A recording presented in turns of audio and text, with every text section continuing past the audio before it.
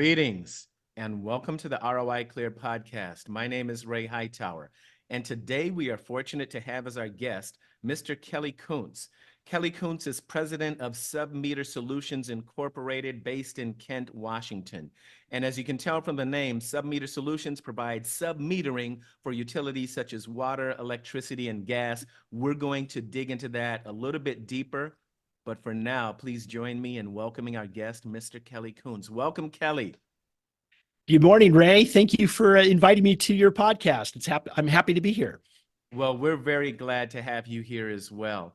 And to kick things off, why don't we start with an elevator pitch? And for those who are new to the ROI Clear podcast, Kelly Koontz is on an elevator with someone he wants to influence. So we will ask him, what would you say to that person in the course of an elevator ride? Yeah, super great way to start out, Ray. If you are an owner or a manager of a multi-unit property, like an apartment or even a strip mall, one of the biggest costs that you have is utilities that may only be billed directly to the property rather than to the individual tenant or resident. And as an owner, you're challenged to figure out how you're going to recover those costs. Sometimes you can try to do that inside of the monthly rent.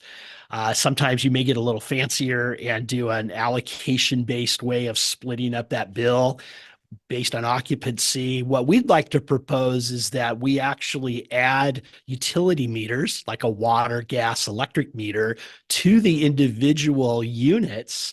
And now you're able to charge the exact amount of cost that is being used by that tenant.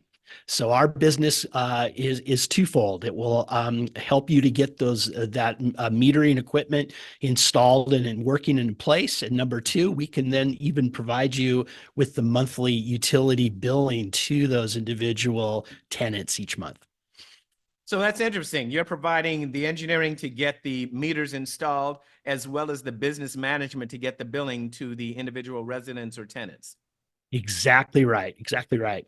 Excellent. Now, one thing that jumps out at me when you say that you're going to install meters, I'd imagine that some of your clients own older buildings, maybe buildings built in the 70s or the 60s or even older. Isn't well, I shouldn't say isn't it, but is it cost prohibitive to add the meters afterwards, or perhaps you have some way to do that where it isn't an expensive journey? Ray, you brought up a good point and a question we get all the time. And it is true that, let's say, an older apartment building that was built in the 70s, they weren't concerned about separating out individual water lines for each unit. They build them with back-to-back kitchens and bathrooms, and the plumbing shared in the walls. But typically, most of those buildings do have their own individual hot water heater in each unit, which means that the hot water is separated. So on older buildings like that, where maybe the plumbing is shared on the cold water, we can still do a submetering system by metering the hot water usage in every unit. It's surprising that hot water is about half of the total water used in a typical apartment situation. So it isn't perfect, but it is certainly way better than nothing. And with that data, then we can fully recover the water and sewer costs when we're measuring the hot water. Wonderful. So you measure the hot water, and then you apply some factor based on your studies and research to determine actually how much water that unit is probably used. Exactly. And or an allocation method. So if there is a 20-unit apartment, we're going to measure everyone's hot water usage and assign a percentage of the total. And then that percentage is what they pay for the entire water and sewer bill. Same thing. It's math, but it's very accurate math. And of course, there's a lot of important regulation in our industry to make sure that the goal is you're only recovering your cost, not trying to make money on this, Ray. So we're very careful to make sure that our clients are recovering all the costs that they can, but not more than they should. And that's an important part of what we do as well. Okay. So we've gone through how you would apply that solution to water. I suppose you would do something similar with electricity and gas. Exactly. Many parts of the country have regulation where, for instance, the electric company will always meter the electricity in an apartment, but many other places have the same situation with electricity. What's Mm-hmm. nice about electricity is the kinds of electric meters that we can sell are relatively easy to install. Mm-hmm. And they're inexpensive, and that's really true with all of these meters. We regularly hear, well, gosh, that sounds like a really great concept, but man, this just must be super expensive. And we're always happy to share what those actual costs are, because most people find that they're really not expensive at all. And we see that in most instances, you can recover your entire upfront costs within a year. You can recover your upfront cost of installation within a year. And then after that, it's just gravy. And then after that, it's just gravy. And then certainly immediately, not only are you recovering your costs, but your NOI goes up because of that. Your net operating income goes up, Yep. which raises the value of your properties. So yeah, it Yep. gives you a whole lot of options as an owner. Wow, this is remarkable. Okay, I get it. Exactly. Now, you started this company in 1999. Maybe if you could take us back 25 years and tell us a little bit, what were you thinking when you decided to launch Submeter Solutions? Well, I will tell you that it was my business partner who founded the company Clear back then. He's an electrical engineer. Yes. Was asked by another friend of his to develop a product for to interface with gas meters. One thing led Mm-hmm. to another. He didn't want to quit his day job, but he started Submeter Solutions as an online store to buy Mm-hmm. water and gas meters, which is back in the .com era Oh, yes. when that was just getting launched. And his initial goals were to not quit his day job, but to make a little extra money for his family. Things grew very successfully. I joined him in 2010, Yes. and he's an old friend of mine. He's now retired, Mm-hmm. and but still very active in the background with our company. So since 2010 has been our real growth. Mm-hmm. You mentioned that we're in Kent, just outside of Seattle, Washington. We do business selling equipment all over the United States and Canada, and we can continually growing with our utility billing business for many tens of thousands of units now on a monthly basis. What would you say is a typical size of a property that you're working with? Let's say, how many apartments? What's typical? Super good question, Ray. Surprisingly, we have a little industry that does this business, as you can imagine, all the mini apartments, and it's been around, and it's a while. It's mature. It's been the companies have been doing the metering and utility billing for 30 years. A lot of those companies are focused on only the very largest properties. We don't want Mm-hmm. to talk to you if you're not 100 units or more. Yes, So right. that's not uncommon that you'll see a metering system in that at larger buildings. Our company is a little unique in that we believe that this is both technology and services that are available to any size property. So Mm, we have triplexes, duplexes that are happy clients of ours that have bought equipment and are getting utility billing services. We have some clients that will buy the hardware and then choose to do the billing internally, which mm-hmm. is just fine as well. So Yes. really, if you've got any kind of a building that's got more than one tenant, this is something that you should consider because it's available to you. Excellent. And not just residential, but you're doing this for retail, office, industrial as well. Absolutely. Retail office. I mentioned like strip malls, anything that there is one bill coming from the utility Mm-hmm. that is for the whole property because they can't split it up any more detail. Yes, got it. This is fascinating the way this is all coming together, and I'm at the point where I'm tempted to just pepper you with questions, because you've stimulated my curiosity here. So Bring them I on. want to drill down into this. Your your business partner, your friend, the electrical engineer, started the company in 1999, as you said, to make a little bit of extra money, you know, while he's still keeping his W-2 position. Right. And it grew bigger than either of you expected. You Mhm. joined the company in 2010. Walk us through, please, what was the company like between 1999 and 2010 before you joined? And then what happened when you joined? What kind of a shot in the arm did you provide to the growth? Because you mentioned there was some rapid growth starting in 2010. Yeah, very true. My business partner, Jeff, was primarily just operating it as an e-store with no Mm, inventory or very little inventory, just simply facilitating those purchases and the delivery of the equipment. He was able to do it from his computer without any facility, working from home. mm-hmm. And taking care of customers. And he really built a neat little business that was progressing.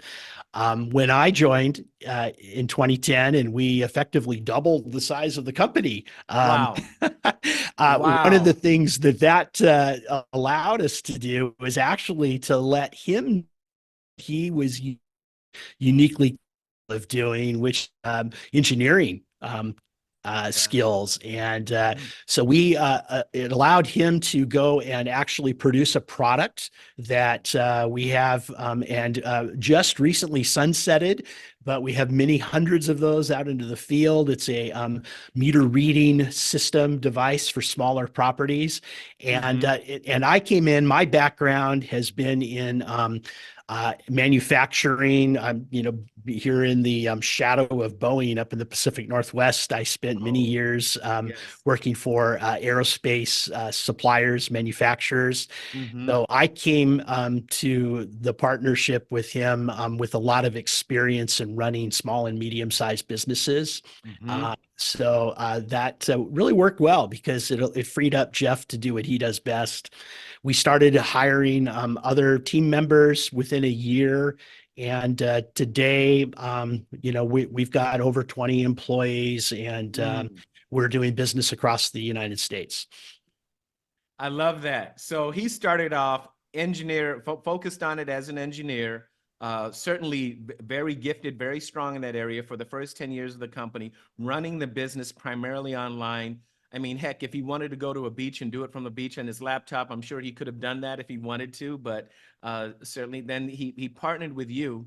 You Mhm. took your background in aerospace. Sounds like you were an aerospace supplier or you worked with aerospace Correct. supply companies. Boeing was one of your big customers, Hmm. and having run small, nimble, aggressive aerospace supply companies, you knew a little bit about how to grow a company from Hmm.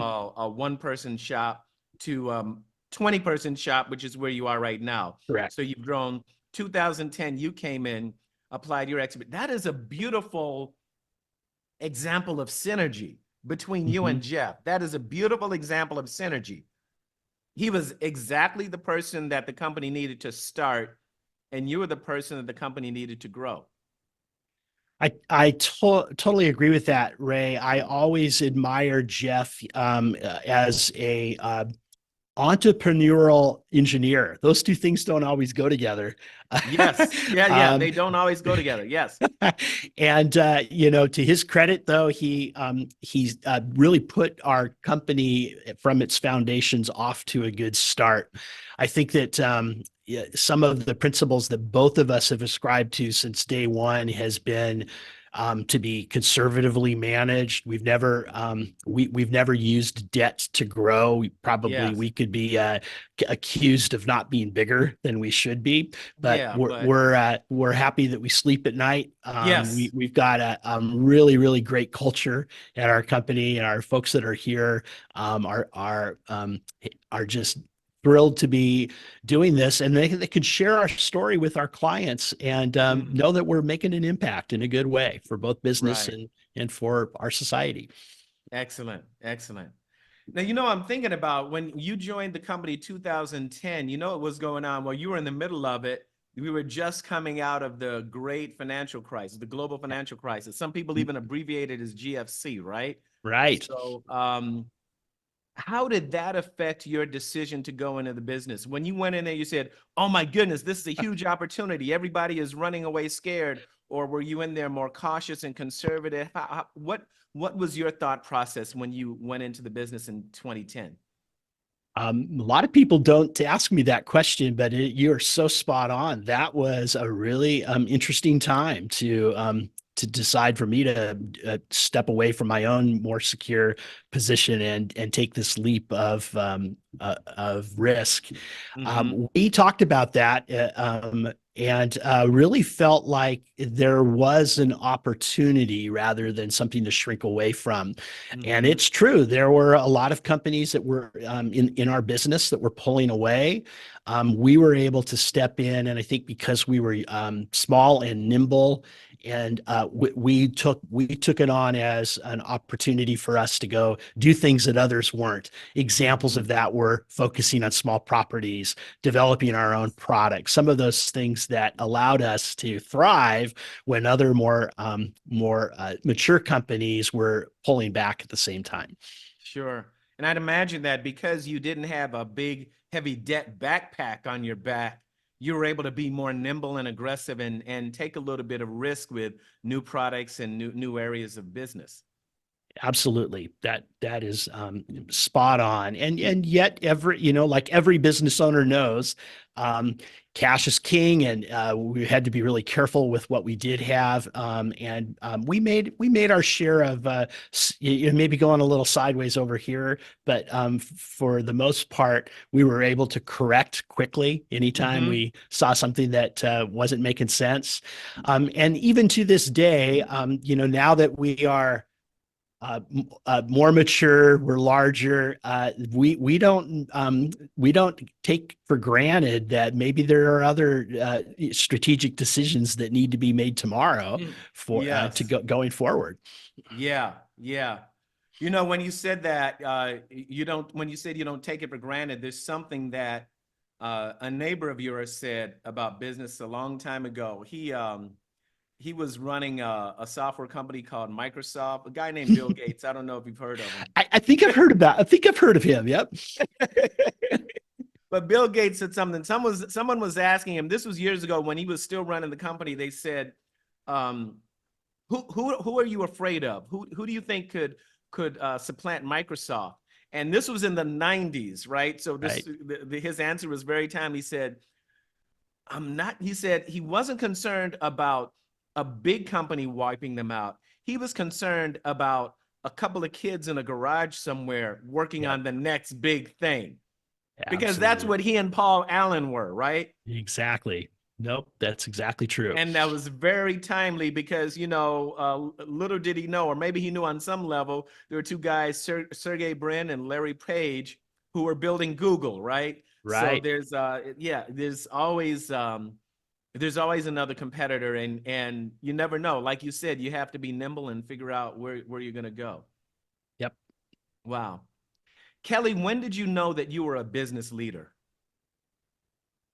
I started my career. I'm an old fart, so I started my career way back in the mid '80s.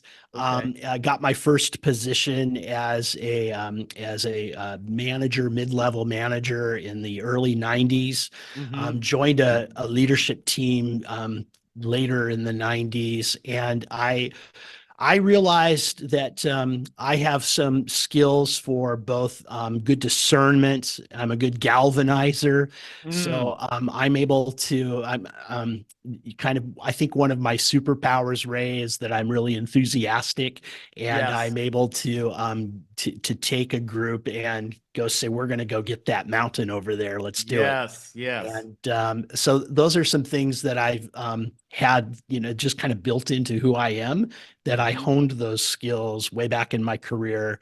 I spent the 2000s as a general manager for a company that had a US employee size of about 35, but we Yes. opened a facility in China, and I Mm-hmm. was flying to Asia every other month. I had 70 or 80 employees working with me over there. Mm. So I also got some experience internationally as well on learning how to to move things forward and work through other people, surround myself with people that are smarter than me, and really just be the person that was excited about saying, let's get from here to there. Yeah. So what's remarkable about you is that it sounds like you were intentional about building your leadership skills and your business skills. Like you started, like you said, in the mid 80s, in the mid Mhm. 90s, you took your first job and then you became a general manager in the 2000s, Right. between here and in Asia. You were very intentional. It almost seems like you were a chess master looking at the board in advance and figuring out where you were going to make those next Well, moves. in hindsight, I'm very proud of how my career has progressed. I will tell you, Ray, that in late 2009, when I met with Jeff on a social event, and I was sharing with him about where my career was. My company had recently sold, working for a couple brothers who are now my my remote senior management down in Southern California. Mm-hmm. And he said, you know, you should come work with, let's do this together, this Submeter Wow. Solutions thing. And that was a big step for me. That meant cutting my immediate salary in less than half. Mm-hmm. And even more so, it meant me kind of giving up this lifestyle of flying to China, where I had my own apartment and my own drivers, and kind of Yeah. thinking I was a big shot, and now answering the phones, and doing installs, and kind of being an everyday guy again in Wow. 2010. So for me, that's something that I'll never forget. It's something that I really try to lead by example here at Submeter Solutions. There's no job that I would say that's not something I would do anymore. And so and even a couple weeks ago, I took the opportunity to do a little service call at a mobile home park with a Mm-hmm. meter that was under the home, and I crawled under there myself and fixed a wire, and Yes. thought I'm getting too old for this, but still was okay to do that. But you know what? From the look on your face, I would say you're not getting too old for this, because when you talked about crawling under that mobile home and fixing that wire, your face lit up with enthusiasm. Well, that's fun that you tell me that. I certainly am happy to know that one problem was solved. My team was very grateful that I was willing to go taking advantage of me being in the area to take that. And that's what it's all about. Right, right. And you lead by example. I really try to. As you were growing the company, let's look between 2010 and present day. I mean, there's some people who use business growth books like, say, E-Myth by Michael Gerber or Traction by Gino Wickman. Mhm. And, there's a bunch of other books like that out there. Is there a certain methodology that you used or are using to grow Submeter Solutions? Or what is your game plan, or what template do you use as you grow the company? Um, I certainly am an EOS, mentioned traction. That Yes. philosophy is something that we have built into our culture.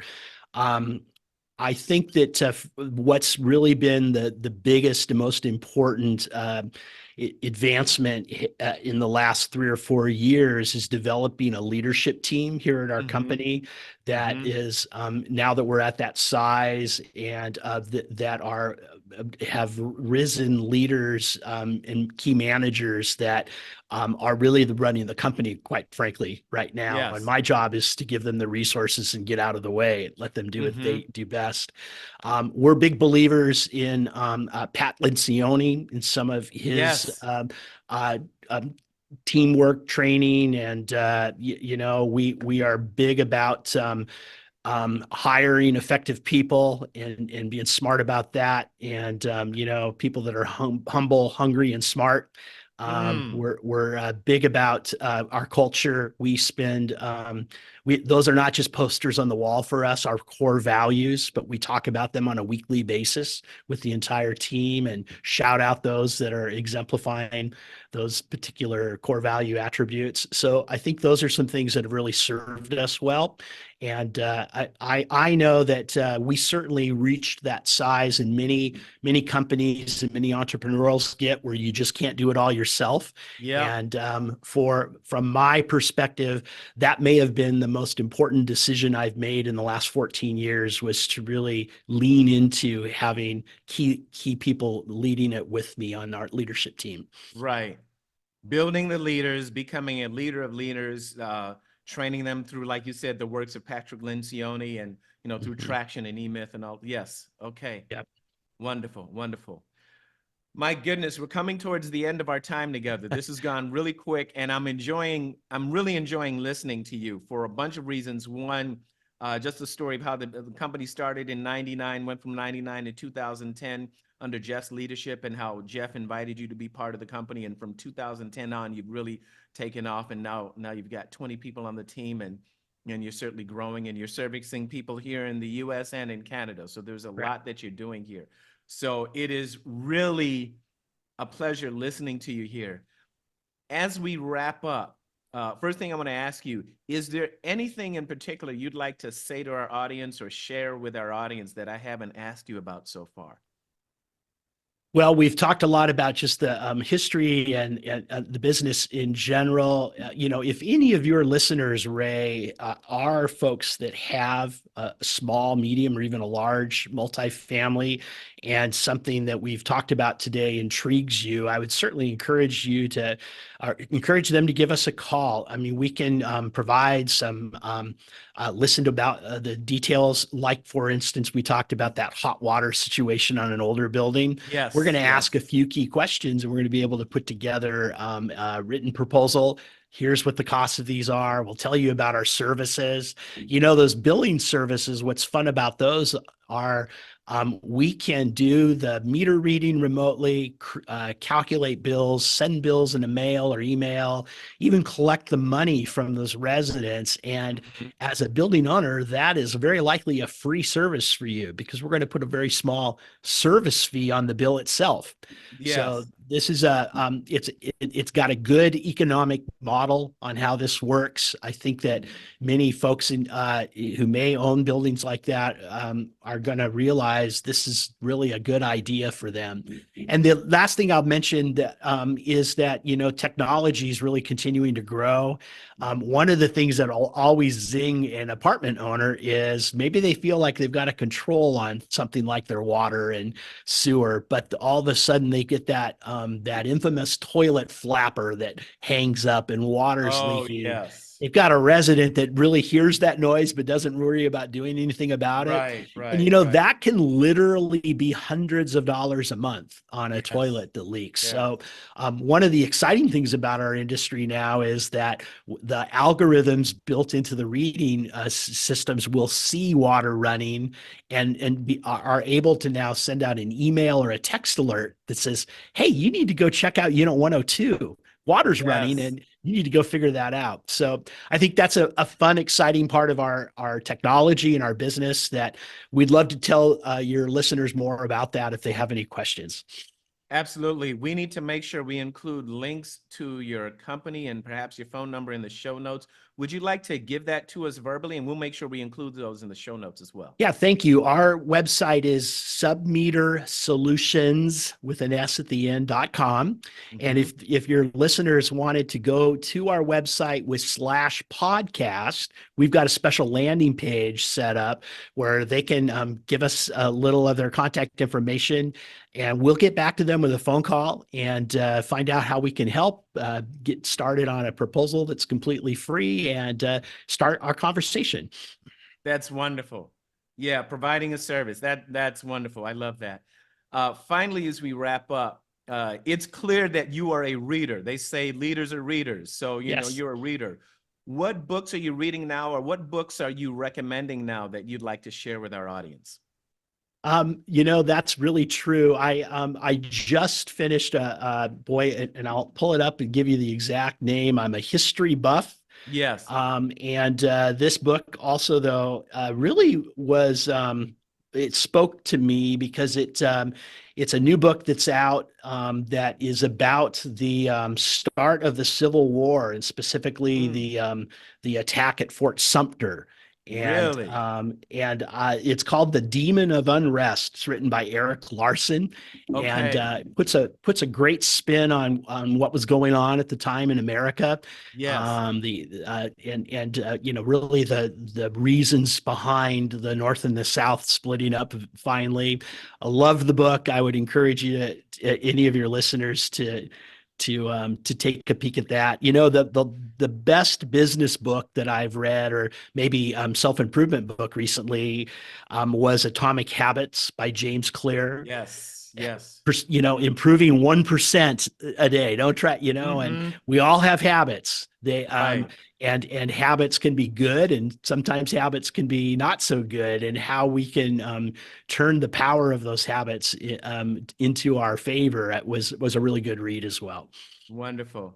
Well, thank you for those both powerful Atomic Habits. There are a lot of our listeners are into that, and I'm glad you're recommending it. There's some people, including me, that need to read it again because that will make us all more powerful.